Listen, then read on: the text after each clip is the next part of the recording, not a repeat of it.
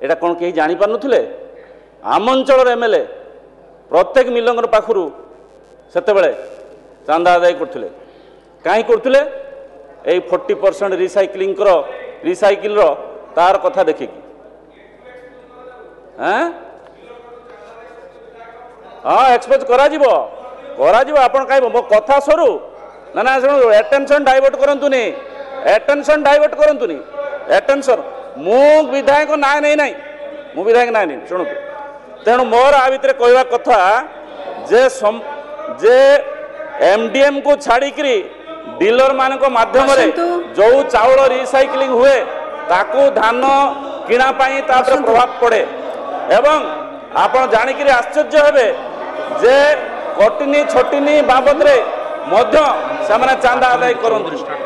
एवं जो वर्तमान कथा उठाउतिले